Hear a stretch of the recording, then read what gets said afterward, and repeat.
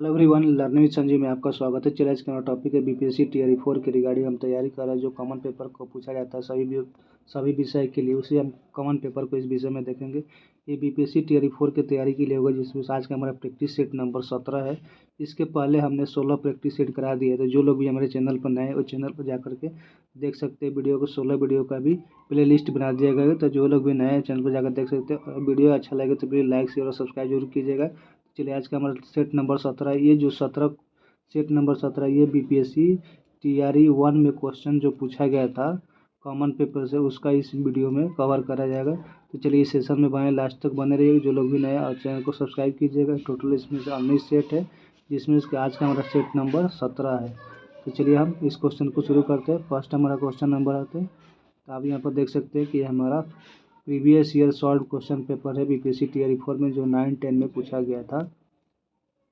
उस समय general studies का क्वेश्चन पूछा गया था, तो उसी जनरल स्टडीज़ का क्वेश्चन हमको ये सभी वर्गों के लिए होगा। तो चलिए हम आज का हमारा पहला क्वेश्चन पर आते हैं।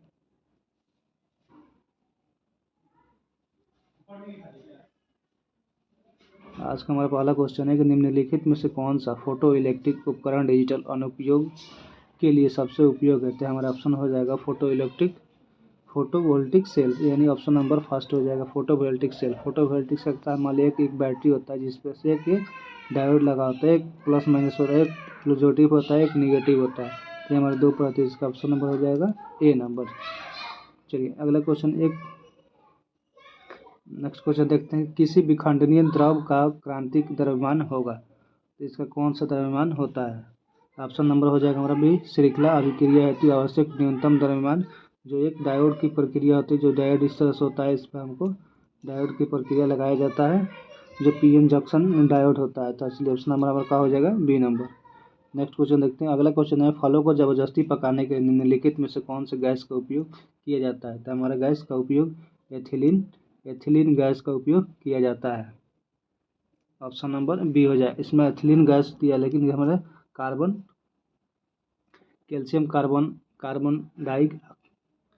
कैल्शियम कार्बाइड और एथिलीन गैस का भी प्रयोग फल को जबरदस्ती पकाने में किया जाता है। अगर फूल को पकाने के लिए कौन से गैस का यूज किया जाता है, तो एथिलीन जो होता है फूलों को पकाने के लिए किया जाता है।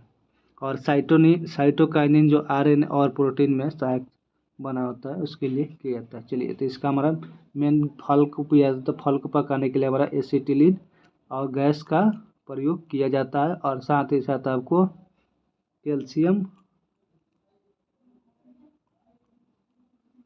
चलिए अगला क्वेश्चन देखते हैं। अगला क्वेश्चन हमारा कि निम्नलिखित में से किसकी ऑक्टेन संख्या 0 है। इसका हमारा ऑप्शन हो जाएगा ई नंबर। इसमें से कोई नहीं, ऑक्टेन 0 की ऑक्टेन संख्या गैसोलीन का प्रति ऑफसेट का गुण प्रदर्शित किया जाता है, जिसमें से CH3 CH2 और CH3 होता है, जिसको एनहेप्टेन नाम से जाना जाता है। तो इसका ऑप्शन हमारा हो जाएगा ई नंबर। चलिए नेक्स्ट क्वेश्चन देखते हैं। अगला क्वेश्चन है कि लीची का खाद्य भाग, मतलब लीची का कौन सा खाद्य भाग हम लोग खाते हैं। तो लीची का खाद हम एरिल भाग को खाते हैं, यानी ऑप्शन नंबर ए हो जाएगा। इसको कौन सा नहीं, ऊपर बीच वाला भाग को खाते हैं। तो चलिए ऑप्शन नंबर ए हो जाएगा। हम लीची कहाँ पर पाया जाता है, तो ये बिहार के मुजफ्फरपुर में सबसे ज़्यादा, यानी 45% भारत में इसका ग्रोथ उत्पादन किया जाता है। चलिए अगला क्वेश्चन देखते हैं। अगला क्वेश्चन है हमारा कि आणविक ऑक्सीजन का पत्तियों से निकलना कौन से भौतिक प्रक्रिया कहती है। मतलब जो आणविक ऑक्सीजन उसके पत्ती से निकलते हैं उसको कौन सा भौतिक प्रक्रिया। तो हमारा हो जाता है ऑप्शन नंबर ए, विसरण को कहा जाता है। दो या दो से अधिक पदार्थों का स्वतः एक दूसरे से मिलकर संगम मिश्रण बनाते हैं, उसको क्या करते हैं, उसको हम विसरण बोलते हैं। विसरण की क्रिया पदार्थों को परमाणु और अणु आयनों का अनियमित गति से कारण होती है। विसरण का एक अपरिवर्तन क्रिया होती है। चलिए अगला क्वेश्चन देखते हैं। नेक्स्ट क्वेश्चन है हमारा, किसी गुणसूत्र पर जीनों के अपेक्षित की स्थिति ज्ञात करने की प्रक्रिया कहलाती है। तो ये हमारे कौन सा प्रक्रिया कहलाती है। इसका ऑप्शन हो जाएगा जीन मानचित्रण की प्रक्रिया कहलाती है। ऑप्शन नंबर सी हो जाएगा। किसी गुणसूत्र का जीनों के अपेक्षित स्थिति ज्ञात करने की प्रक्रिया को जीन मानचित्र कहलाती है। जीन मैपिंग जीन की स्थान पर जीन मोम के सापेक्ष की दूरी को पहचाना जाता है। जीन अनुक्रमण जीनोम में न्यूक्लियोटाइड्स के अनुक्रमण के बाहर निकलती है। चलिए अगला क्वेश्चन देखते हैं 16 नंबर को। बायोफाइट में बीजाणु मृतिक कोशिका होती है। ऑप्शन नंबर हो जाएगा द्विगुण संबंधित होती है। यह द्विगुण संबंधित होती है। बायोफाइटा मृतिक कोशिका द्विगुण होती है। बायोफाइटा में बीजाणु अंकुरित होता है। बीजाणु मृतिक कोशिका अर्धसूत्री विभाजन से गुजरती है। बीजाणु का उदाहरण लीवरवर्ट मास कहा जाता है। ये बायोफाइटा पादक जगत उभयचर कहा जाता है। बायोफाइटा वनस्पति का जगत का सबसे बड़ा वर्ग भी कहा जाता है। चलिए नेक्स्ट क्वेश्चन देखते हैं हम। क्वेश्चन नंबर हमारा 17 बोलता है कि भारत सरकार द्वारा पर्यावरण वन सुरक्षा के लिए किस वर्ष एनजीटी नेशनल ग्रीन ट्रिब्यूनल की स्थापना की गई थी। और ऑप्शन नंबर हो जाएगा ए नंबर, यानी 2010 में किया गया था। भारत सरकार द्वारा 2010 में किया गया था। राष्ट्रीय हरित अधिकरण अधिनियम 2010 में किया गया था। कब इस अधिनियम को कब लगाया गया था? जिस 8 अक्टूबर 2010 को पहला एनजीटी स्थापित किया गया। देश का प्रथम एनजीटी की स्थापना कहाँ किया गया था? तो दिल्ली। इसका पहला स्थापना कहाँ किया गया था? तो दिल्ली में किया गया था। और एनजीटी की स्थापना करने वाला भारत विश्व का तीसरा देश बना है। भारत विश्व का एनजीटी स्थापना करने वाला तीसरा देश है। तो पहला देश कौन है? पहला देश ऑस्ट्रेलिया है, ऑस्ट्रेलिया, और दूसरा न्यूजीलैंड है। और तीसरा आपको भारत कब किया गया था? तो 2010 में 18 अक्टूबर 2010 को एनजीटी की स्थापना किया गया था। ये पर्यावरण सुरक्षित रोकने के लिए किया गया था। चलिए अगला क्वेश्चन देखते हैं। अगला क्वेश्चन है, भारत के किस शहर ने सबसे पहले पानी के नीचे मेट्रो की शुरुआत की थी? तो ये हमारा ऑप्शन नंबर हो जाएगा, इसमें से कोई नहीं है, क्योंकि भारत ने सबसे पहले कोलकाता में शुरुआत किया है। तो यहाँ पर कोई ऑप्शन में नहीं दिया था, इसलिए ऑप्शन हमारा ई हो जाएगा। देश की पहली अंडर वाटर मेट्रो की ट्रायल कोलकाता में किया गया था, जो 2023 में किया गया था। हुगली हावड़ा के बीच और हुगली नदी के बीच में ये सुरंग स्टेशन बनाया गया था। और अप्रैल 2023 में केरल कोचीन प्रथम वाटर मेट्रो प्रारंभ किया गया है। और विश्व में सर्वप्रथम मेट्रो रेल का परिचालन लंदन में विश्व में लंदन में किया गया था। 1860 में प्रारंभ किया था, 1863 में शुरू किया गया था। कहाँ पर किया गया था? तो ये लंदन फर्स्ट टाइम किया गया था भारत विश्व में। अब भारत ने प्रथम मेट्रो 24 अक्टूबर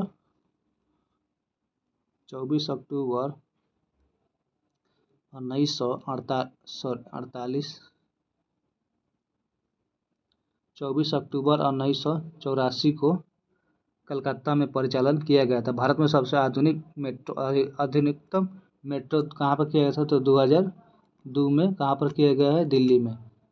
इसलिए इस क्वेश्चन का हमारा आंसर कहाँ हो गया था? तो डी नंबर।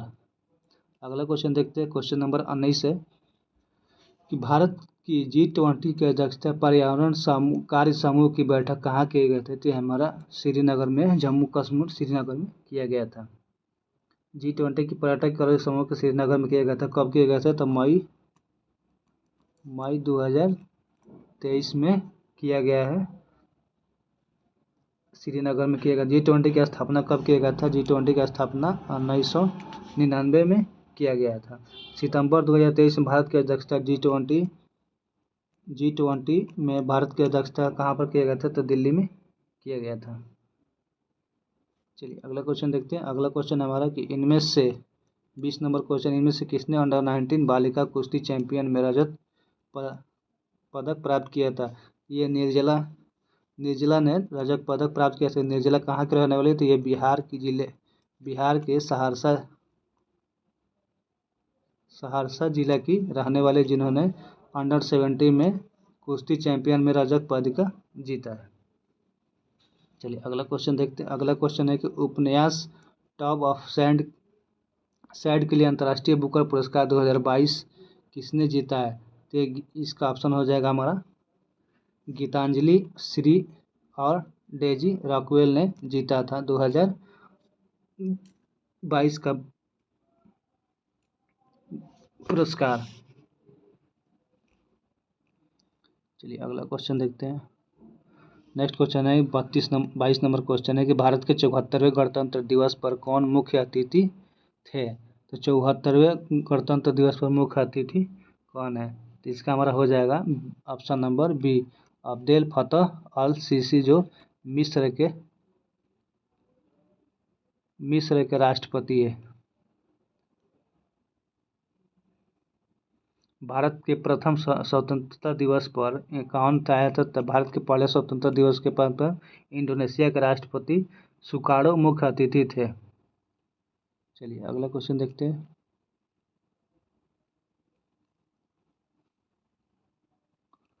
अगला क्वेश्चन है कि बिहार के किस जिले में प्रथम तैरता हुआ सोलर ऊर्जा संयंत्र बनाया गया है। तो ये हमारा सोलर ऊर्जा संयंत्र कहाँ बनाया गया है। तो ये हमारा बिहार के दरभंगा में बनाया गया है। दरभंगा में सोलर ऊर्जा तैरता दरभंगा में बनाया गया है। दरभंगा के केदारवादा में स्थित यह तैरता हुआ सोलर संयंत्र भाग इसकी लगभग क्षमता कितनी है, 2 मेगावाट है। चलिए अगला क्वेश्चन देखते हैं। अगला क्वेश्चन है बिहार में निम्नलिखित में से किसे जीआई टैग मिला है। बिहार में किसे जीआई टैग मिला है। तो ऑप्शन हो जाएगा यानी मगही पान को जीआई टैग मिला है।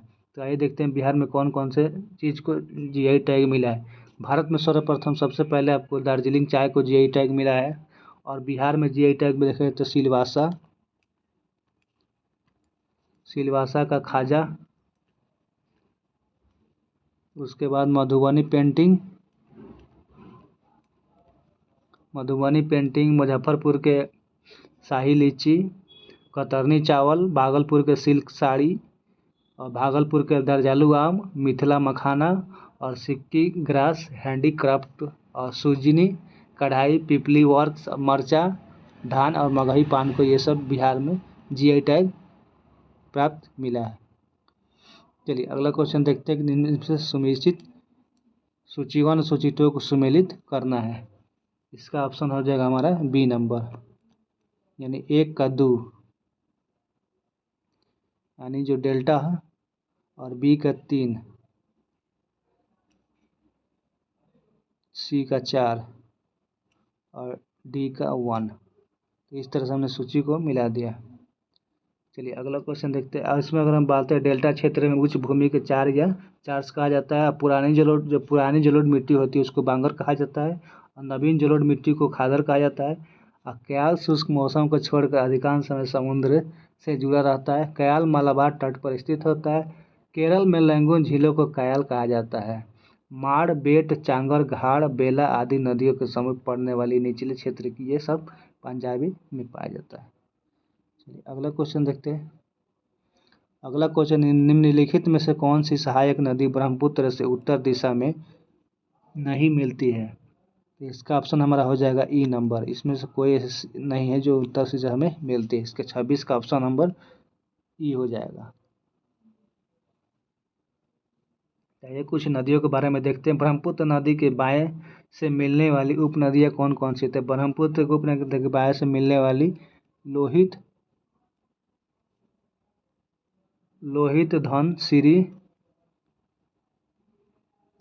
धनसिरी, कोलांग और कोलांग दिग नदी है। यही ब्रह्मपुत्र के दाहिने तरफ से मिलने वाली नदी कमार्ग मानस, ये दाहिने तरफ से मिलने वाली है और ये बाएं तरफ से मिलने वाली। भारत से होकर बहने वाली सबसे लंबी नदी कौन सा है। तो बाहर से सबसे लंबी नदी कौन सा है। तो ये ब्रह्मपुत्र नदी है। और ब्रह्मपुत्र नदी की कुल लंबाई कितनी है। तो कुल लंबाई 2900 किलोमीटर है। ब्रह्मपुत्र नदी पर गुवाहाटी, डिब्रूगढ़, तेजपुर शहर अवस्थित है। अरुणाचल प्रदेश में ब्रह्मपुत्र नदी को दियांग नदी के नाम से जाना जाता है। चलिए नेक्स्ट क्वेश्चन देखेंगे। अगला क्वेश्चन है हमारा कि लिखा पानी हिमनद भारत के निम्नलिखित में से किस राज्य में स्थित है। तो ये हमारा हो जाएगा अरुणाचल प्रदेश में स्थित, ऑप्शन नंबर ए हो जाएगा। जो ये मंजू कांगो बीच मंगोल आदि महत्वपूर्ण ग्लेशियर पर स्थित है। जो पूर्वी हिमाचल का सबसे पूर्ण ग्लेशियर जेमू ग्लेशियर है। चलिए अगला क्वेश्चन है हमारा। नेक्स्ट क्वेश्चन है 28 नंबर क्वेश्चन है कि मगध और अंक का मैदान किसके हिस्से में है। तो मगध और अंक का मैदान का हिस्सा गंगा के मैदान का निर्माण हिमालय से निकलने वाली गंगा और उसके सहायक नदी जमुना, गोमती, घाघरा, गंडक, कोसी आदि की निरपेक्ष क्रिया द्वारा बनाया गया है। गंगा मैदान का ढाल दक्षिण पूर्व की ओर है। गंगा के विशाल मैदान को 3 भागों में बांटा गया है। एक होता है ऊपरी गंगा मैदान, दूसरा मध्य गंगा मैदान और तीसरा होता है निम्न गंगा। ऊपरी गंगा मैदान में आपको उत्तराखंड और उत्तर प्रदेश मैदानी आता है और मध्य में बिहार राज्य आता है और निम्न गंगा में आपको पश्चिम बंगाल और बांग्लादेश आता है। चलिए नेक्स्ट क्वेश्चन देखते हैं। अगला क्वेश्चन है हमारा। नेक्स्ट क्वेश्चन है कि जलप्रपात नदी निम्नलिखित जोड़े में से कौन सा जोड़ा सही सुमेलित नहीं है। इसका ऑप्शन हमारा हो जाएगा डी नंबर। इसमें से एक से अधिक जोड़ा सुमेलित है। तो सबसे पहले देखते हैं कि जलप्रपात नदी के जोड़े के उपयोग में से कौन सा जोड़ा सुमेलित नहीं है। तो अगर कुछ जलप्रपात नदी की बात करेंगे तो कपिल धारा जलप्रपात जो नर्मदा नदी पर है, धुआंधार जलप्रपात नर्मदा नदी पर है, चुलिया जलप्रपात चंबल नदी पर स्थित है, शिव समुद्रम जलप्रपात कावेरी नदी पर स्थित है और होगेन कल्प जलप्रपात कावेरी नदी पर स्थित है। कुचिंग जलप्रपात भारत का सबसे ऊंचा जलप्रपात है जो बाराही नदी पर स्थित है। चित्रकूट जलप्रपात इंद्रावती नदी पर है। विश्व का सबसे बड़ा ऊंचा जलप्रपात एंजी जलप्रपात है जो वेनेजुएला में स्थित है। वेनेजुएला धुआंधार। चलिए अगला क्वेश्चन देखते हैं। अगला क्वेश्चन है कि भारत के निम्नलिखित बंदरगाहों को उत्तर से दक्षिण दिशा में व्यवस्थित कीजिए। इसका ऑप्शन हमारा हो जाएगा बी नंबर।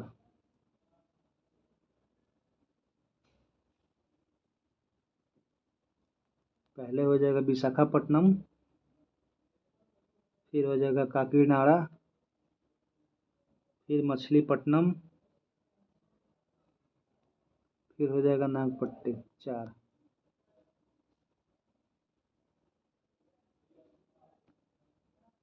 भारत का सबसे विस्तृत प्रांगण वाला बंदरगाह जो कोचीन बंदरगाह है। भारत का सबसे बड़ा बंदरगाह मुंबई बंदरगाह है।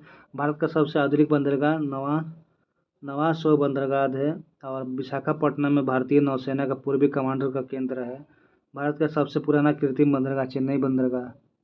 ये सभी बंदरगाह के हैं जो अपना अपना कार्य करती है।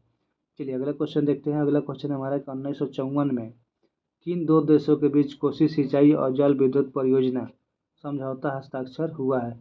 कोसी जल और यानी भारतवर्ष और नेपाल के बीच ये समझौता शुरुआत कब किया गया था। तो 1954 में किया गया है, जिसको तीन नहरों पूर्वी कोसी नहर, पश्चिमी कोसी नहर और राजपूत कोसी नहर हनुमान नगर और जलाशय के पूर्वी हिस्से को निकलती है। कोसी नहर जो मधुबनी, सुपौल, समस्तीपुर आदि जिले में पश्चिमी नहर से सिंचाई होती है, जिसका लंबाई 115 किलोमीटर की है। गंडक परियोजना भारत सरकार द्वारा और परियोजना सरकार जिसकी परियोजना 1959 में समझौता हुआ था में थी। भारत सरकार और नेपाल सरकार के तहत 1959 में समझौता हुआ था। गंडक परियोजना के अंतर्गत 2 नहरों का निर्माण किया गया, एक पूर्वी तीनवर्णी नहर तथा दूसरी पश्चिमी तीनवर्णी नहर।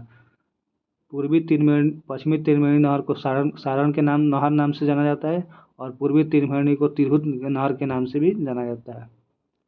अगला क्वेश्चन देखते हैं। नेक्स्ट क्वेश्चन है कि RL सिंह वर्गीकरण स्कीम के अनुसार बिहार किस प्रकार के जलवायु प्रदेश में आता है। तो बिहार हमारा उपांध्र संक्रमणकालीन जलवायु के नाम से आता है। जो RL सिंह है ना, ये BHU में भूगोल विभाग के प्रभारी थे, जो बिहार में मानसूनी जलवायु को उसने उष्ण उपोष्ण कटिबंधीय जलवायु भी कहते हैं। कोपेन जलवायु वर्गीकरण के अनुसार उत्तर बिहार प्रदेश में जो CWG के रूप में बताया जाता है। चलिए अगला क्वेश्चन देखते हैं। अगला क्वेश्चन है कि भारतीय राष्ट्रीय कांग्रेस के किस अधिवेशन में पूर्ण स्वराज का सिद्धांत गृहीत किया गया था। तो ये हमारा हो जाएगा ऑप्शन नंबर बी, यानी लाहौर अधिवेशन 1929 के कांग्रेस अधिवेशन में बोला गया था। पंडित जवाहरलाल नेहरू के समय जो लाहौर में पूर्ण स्वराज का प्रस्ताव पारित किया गया था 1929 में। कांग्रेस अधिवेशन के ऐतिहासिक अधिवेशन था जिसमें कांग्रेस का लक्ष्य रखा था कि स्वतंत्रता घोषित किया जाता है। इस कांग्रेस अधिवेशन में प्रस्ताव पारित किया गया था कि 26 जनवरी को प्रत्येक वर्ष स्वाधीनता दिवस मनाया जाएगा और 26 जनवरी 1930 को भारत की प्रथम बार कांग्रेस में अखिल भारतीय स्तर पर स्वाधीनता दिवस मनाया जाएगा। और 1893 ईस्वी में लाहौर कांग्रेस अधिवेशन की अध्यक्षता दादा भाई नौरोजी ने किया था और मुस्लिम लीग के लाहौर अधिवेशन 1940 में द्विराष्ट्र सिंध का प्रतिपादन किया था, जो 23 मार्च को प्रस्तावित कर दिए अलग देश बनाने की मांग किया गया था। और कानपुर से अध्यक्षता किसने किया था, तो कानपुर से हमारा सरोजनी नायडू ने किया था और कराची अधिवेशन किया था डॉक्टर सर ने किया था। चलिए अगला क्वेश्चन देखते हैं। अगला क्वेश्चन हमारा कि पंजाब में कूका आंदोलन का प्रारंभिक उद्देश्य क्या था। पंजाब में कूका आंदोलन का प्रारंभिक उद्देश्य था कि सिख धर्म को परिष्कृत करना। कूका आंदोलन पंजाब में एक धार्मिक राजनीतिक आंदोलन था। कूका सिखों के मुख्य धारा के सिख धर्म का हिस्सा नहीं था। कूका जाति उन्मूलन, अंतर्विवाह, विधवा पुनर्विवाह की अनुमति, शराब, मांस और नशीली दवाओं से परहेज करते थे। कूका आंदोलन की शुरुआत भगत जवाहर मल एवं उनके शिष्य बालक सिंह ने पश्चिमी पंजाब में की थी। भगत जवाहर को सियान साहिब के नाम से भी जाना जाता है। सिखों के नामधारी संप्रदाय के लोग को कूका कहा जाता है। कूका विद्रोह 1872 ईस्वी में हुआ था। कूका विद्रोह मलेरकोटा में खूनी कांड से उल्लेखनीय घटना थी। कूका विद्रोह का नेतृत्व सतगुरु बाबा राम सिंह ने किया था। ये सब कूका विद्रोह से संबंधित था। चलिए अगला क्वेश्चन देखते हैं। अगला क्वेश्चन है कि 1857 के विद्रोह को किसके द्वारा प्रथम भारतीय स्वतंत्रता संग्राम के रूप में वर्णित किया गया था। उसका ऑप्शन हो जाएगा हमारा ए नंबर, बी.डी. सावरकर ने बोला था कि 1857 की क्रांति जो भारतीय स्वतंत्रता में सिपाही यानी प्रथम स्वतंत्रता संग्राम में वर्णित किया गया है। चलिए अगला क्वेश्चन देखते हैं। भारतीय किसानों के इतिहास में संगठित सहयोग का प्रथम उदाहरण कहाँ घटित हुआ है। इसका ऑप्शन हो जाएगा बिहार और बंगाल में हुआ था।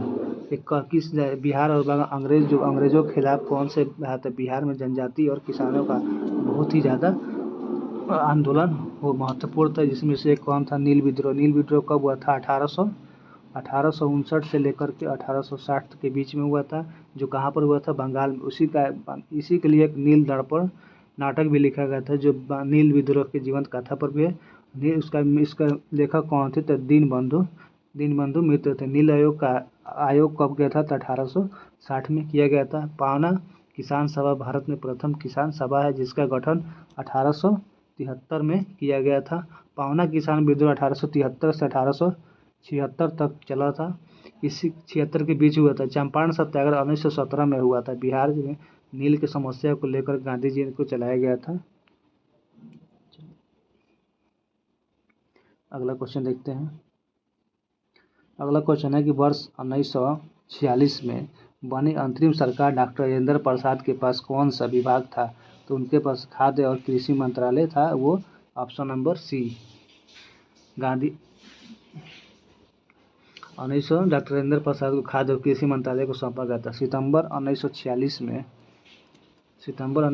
में अंतिम सरकार का गठन पंडित जवाहरलाल नेहरू की अध्यक्षता में हुआ था।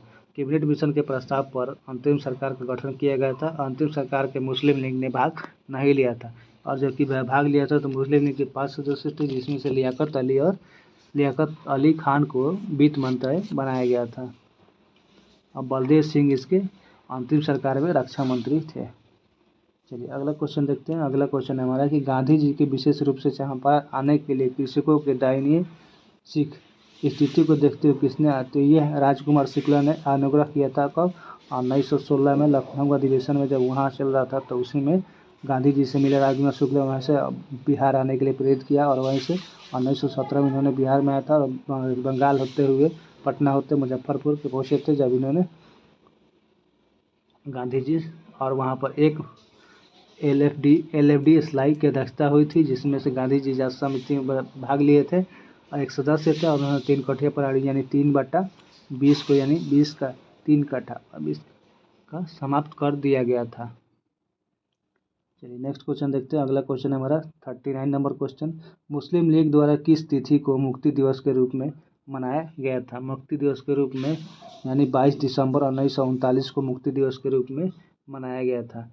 हिटलर के द्वारा 1 दिसंबर 1939 को पोलैंड पर आक्रमण किया गया था। यह द्वितीय विश्व युद्ध का तत्कालीन कारण बन गया था। 3 दिसंबर 1939 को ब्रिटेन और फ्रांस के बीच पोलैंड में युद्ध हुआ था, जिसकी घोषणा कर दी गई थी। इसमें द्वितीय विश्व युद्ध की शुरुआत हो गई थी। भारत को विश्व युद्ध में राष्ट्र घोषित कर दिया गया था। अंग्रेजों ने कांग्रेस का समर्थन लिए बिना ही भारत को युद्ध राष्ट्र घोषित किया गया था, जिसके विरुद्ध में राज्य में कांग्रेस मंत्रिमंडल ने त्याग पत्र दे दिया, और कांग्रेस के त्याग पत्र से देने के उपलक्ष्य में मुस्लिम लीग यानी मुक्ति दिवस के रूप में 22 सितंबर 1939 को मनाया था। ये रहा कुछ कहानी। चलिए इस सेशन का हमारा लास्ट क्वेश्चन है कि नेशनल कॉलेज ऑफ बिहार विद्यापीठ का शिलान्यास किसने किया था? नेशनल कॉलेज ऑफ बिहार विद्यापीठ का शिलान्यास किसने किया था? तो इसका महात्मा गांधी जी ने किया था। कब किया था? तो 6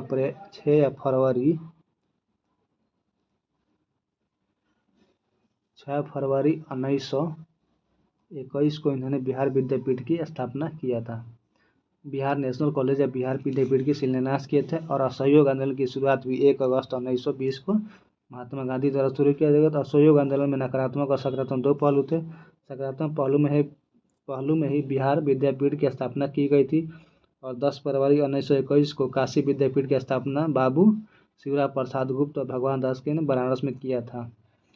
असहयोग आंदोलन चोरा चोरी कांड में दुखी होकर गांधी जी ने 12 फरवरी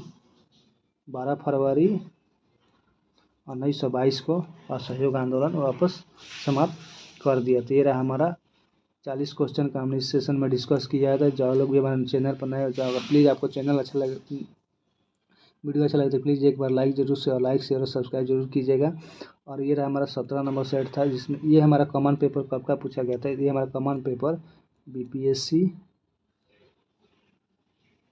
टीआरई 1 में, ये बीपीएससी टीआरई 1 में आपको कॉमन पेपर का क्वेश्चन पूछा गया था। तो ये कॉमन पेपर आप सभी विषय के लिए देख सकते हैं, यानी 1 से लेकर के आपके 12th क्लास तक जो भी कंपेरिजन पूछा जाता है कॉमन पेपर, उसमें सभी में वह काम करेगा। तो चलिए आज का हमारा सेशन यहीं पर रखते हैं, नेक्स्ट वीडियो में मिलते हैं। तब तक के लिए धन्यवाद।